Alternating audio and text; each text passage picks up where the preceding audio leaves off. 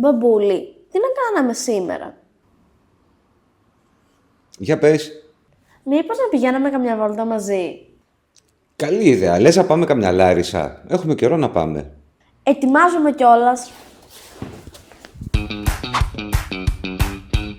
Ρε μπαμπά, δεν θα μας τα χαλάσει ο καιρός. Δεν νομίζω, μάλλον θα κρατήσει. Αλλά και πάλι, τι μας νοιάζει. Πάντως, βαρετή η διαδρομή μέχρι τη Λάρισα. Εμένα μου λες. Ωραία! Τώρα φτάσαμε στη Λάρισα. Το θέμα είναι πώς πάμε στο κέντρο. Ρωτώντας πας στην πόλη. Θα ρωτήσουμε. Μάλιστα. Google, πες μου πώς να πάω στο κέντρο της Λάρισας. Γιατί? Άνθρωπο ρωτάμε. Α, Κύριε, στο κέντρο καλά πάμε. Ευχαριστώ.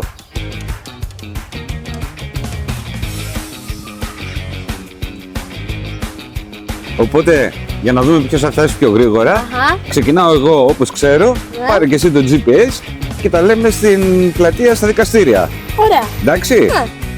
ραντεβού εκεί. Εντάξει. Άμα χαθείς, Έχετε Google.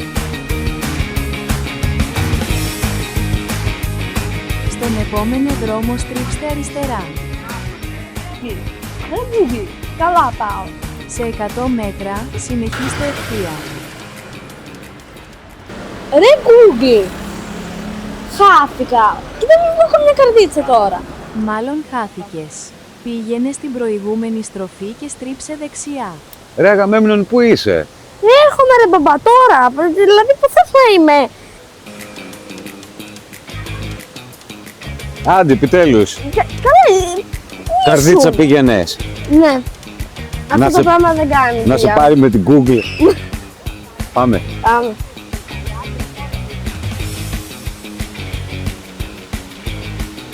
Μπαμπούλη, μιας και είμαστε εδώ, μήπως μπορώ να κοιτάξω για καμιά μπλούζα. Ξέρω εγώ. Πάμε να δούμε. Α, για δες. Αυτό ή αυτό. Άσε με να το δω μόνος μου καλύτερα.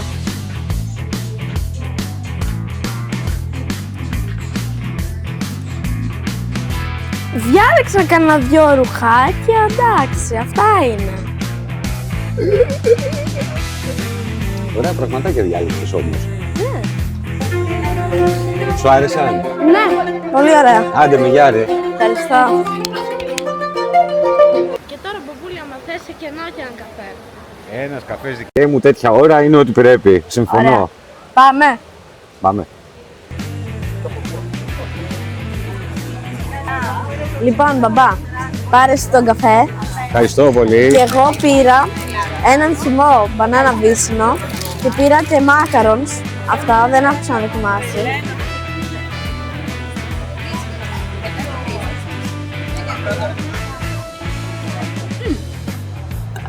Ωραία η βολτίτσα μας, αλλά νομίζω ότι ήρθε η ώρα να φύγουμε.